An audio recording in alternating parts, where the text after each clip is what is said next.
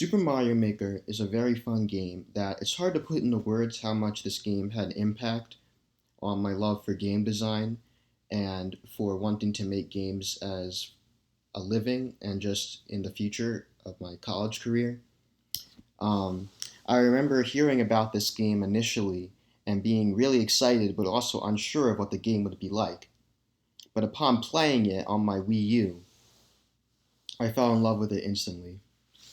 The interface is super easy to use with the stylus and being able to customize how your stylus looks with different things and being able to make your own stages and save items in the tabs on the top half of the screen so that they could be accessed easier, as well as being able to download courses from CourseWorld, made for a very fun gaming experience.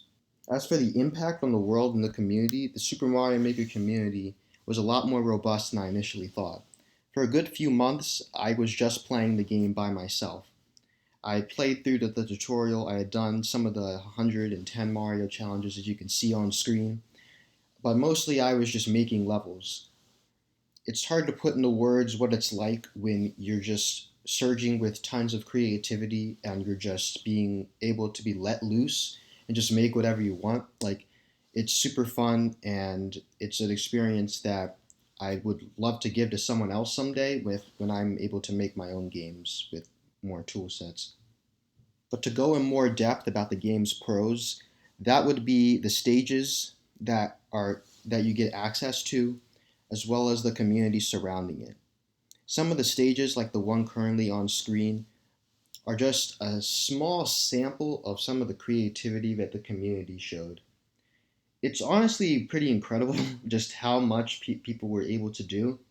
Like, people were able to use assets that Nintendo created in ways that Nintendo probably never thought of, like using these Magic Koopas to melt ice blocks and having lava bubbles on tracks to like make fire snakes and ice blocks on tracks for different platforming challenges. I started to hide more secrets to reward exploration.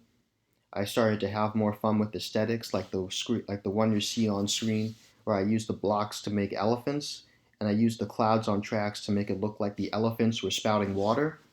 It's a bit amateurish, a bit, but I tried to make it look like elephants spouting water, and I think it was pretty cool to have that concept and to see it come to life because I've had some of these ideas for a while, but I never had the skill set to bring it to life.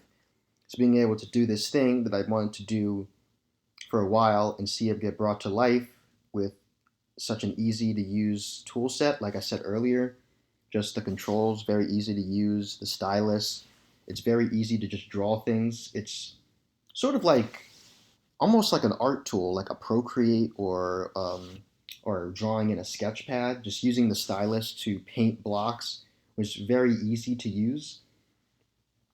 And I didn't use the dual screen, but the dual screen was also very useful, being able to see it on the big screen. And it was something that even someone who knew nothing about level design before this was able to pick up. And I was able to learn things like introducing mechanics in a safe space and how to take inspiration from games of past, like classic 2D Mario games, which this game helped introduce me to. Now, as for the game's cons, I would say that it was a bit disappointing when Nintendo they didn't add as much as they could have. They didn't add certain things like slopes, and slopes are very integral to 2D Mario. They didn't add certain features like being able to connect your levels together so that when you die or run out of lives, you get sent back to the beginning of a world. You could sort of do that in CourseBot, but you couldn't upload a world, at least not until the sequel.